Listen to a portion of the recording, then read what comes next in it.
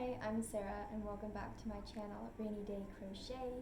I hope that you're having a great day. If you're new here, I am a knitter and a crocheter. I have been crocheting for about 2 years straight and I just picked up knitting again. I first learned how to do both back when I was younger.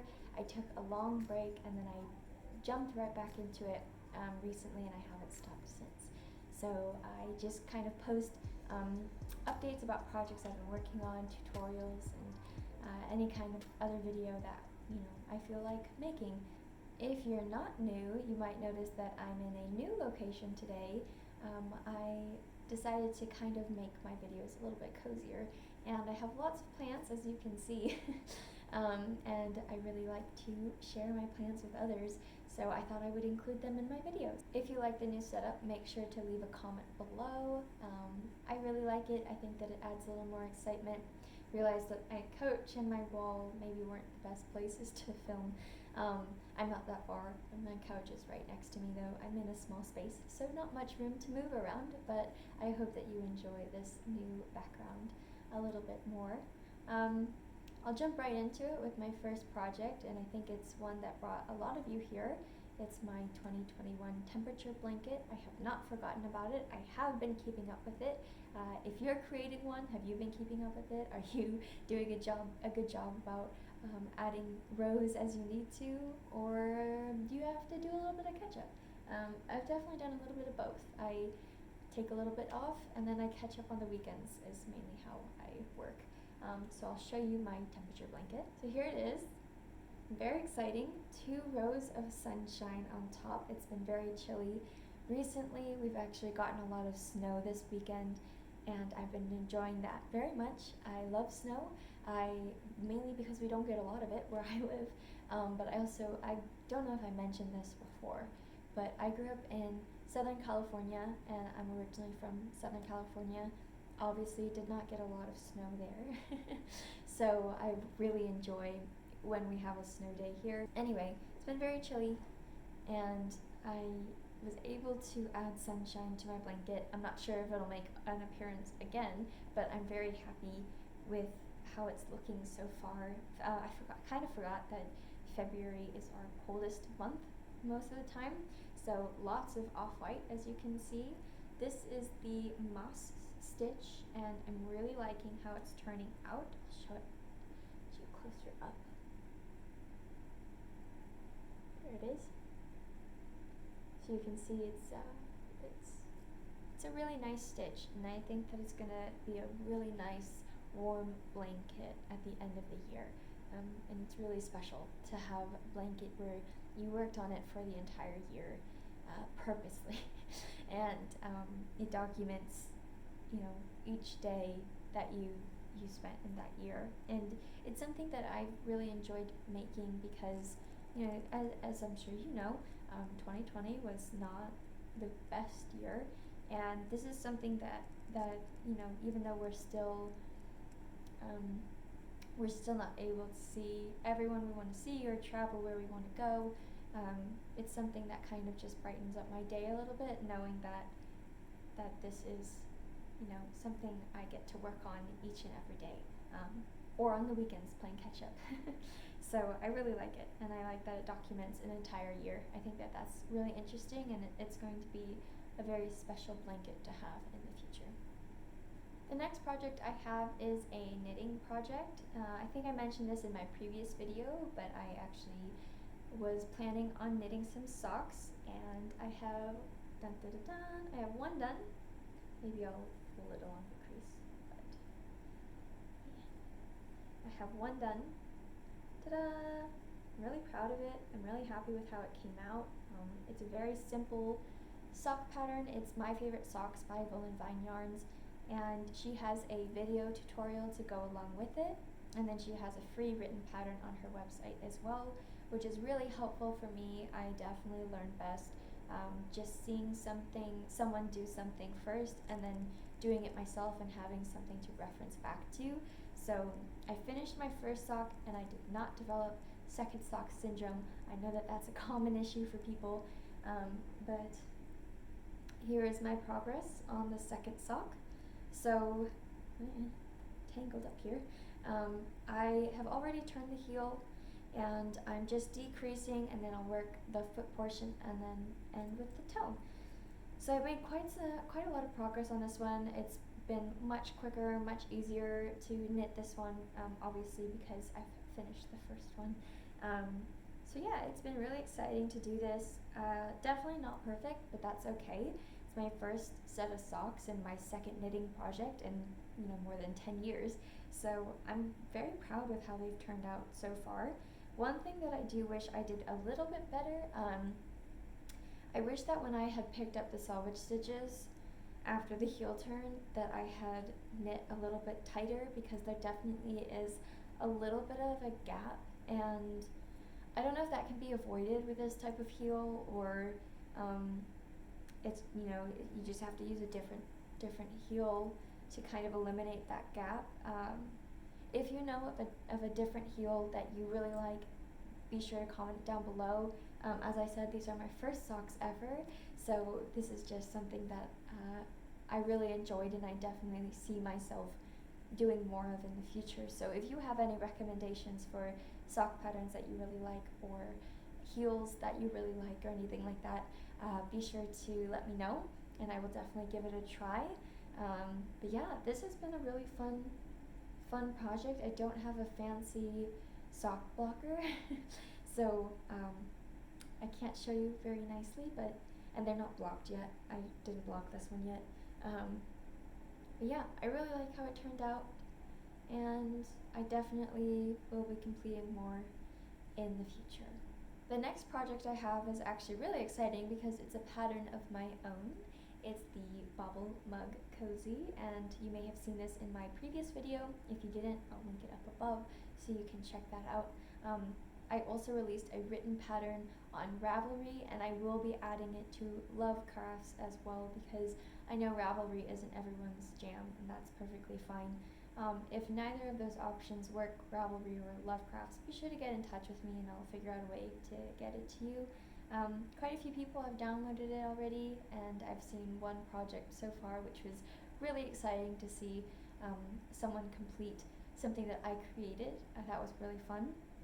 So if you want to give this pattern a go and you post any photos or anything, be sure to send me photos or tag me on Instagram. My Instagram is _rainydaycrochet, and I would love to see your creations. But yeah, it's a really nice pattern. It's great for using up any scrap yarn that you might have, or if you have some yarn in your stash that is, kind of staring you in the face every day. I know I have that as well. Yeah, it's a great project to kind of get rid of extra yarn that you might have laying around, and it adds a little bit of brightness to your mugs and your everyday coffee or tea or hot chocolate, whatever you're drinking. So I think that's it for current projects. I have been pretty busy. I don't think I've mentioned this before, but I actually do have a full-time job. This isn't my only thing that I do, and obviously along with crafting and working, I don't have a ton of time to film. So if you may have noticed kind of awkward gap between videos, that's kind of why. Whenever I get really busy with work, I have less time to film these videos, but I try to film them whenever I can. I really do enjoy making these videos, and I hope you enjoy watching them. It has been great, and there are more of you kind of gathering to watch these, which is really cool.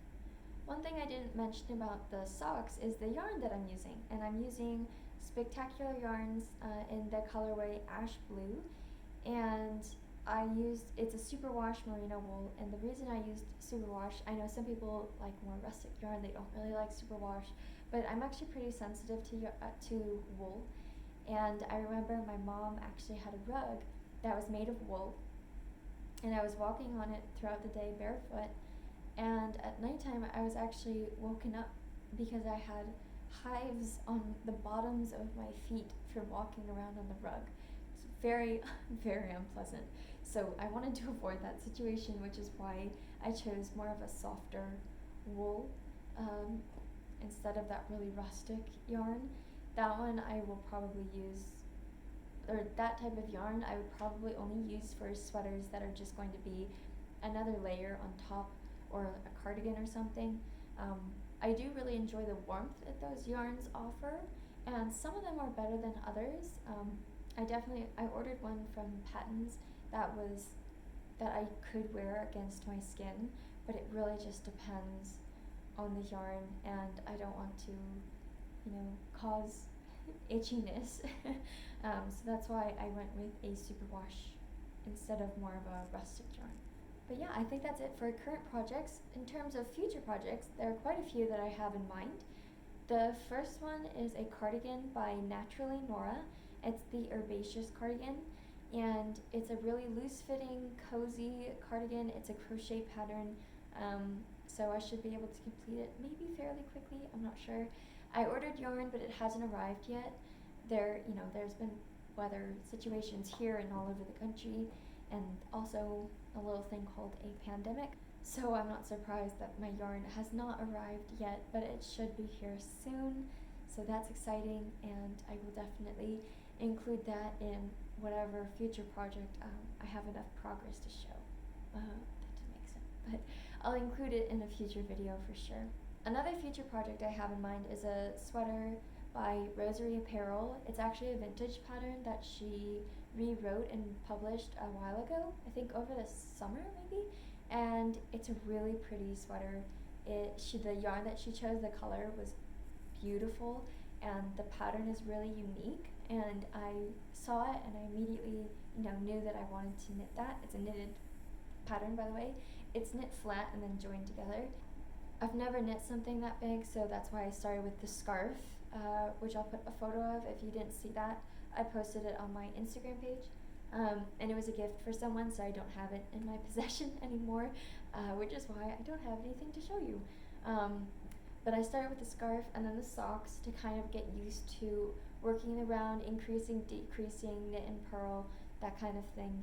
And then now I think I'll move on to knitting a sweater flat, and it'll be really, really fun to create that. I'm not starting that anytime soon. I'm going to finish the Herbaceous cardigan first and then jump into the Rosery jumper. Haha. But yeah, it's the Rosery jumper by Rosery Apparel.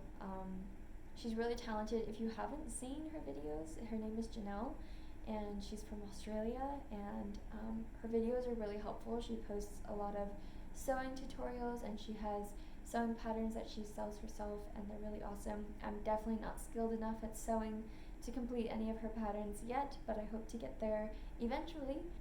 Something I aim to do in the future is just be a little bit more conscious about the yarn that I'm purchasing and the companies that I'm purchasing them from, and I think that there's been a push for more sustainable crafting and just purchasing in general, and I think that that's really awesome.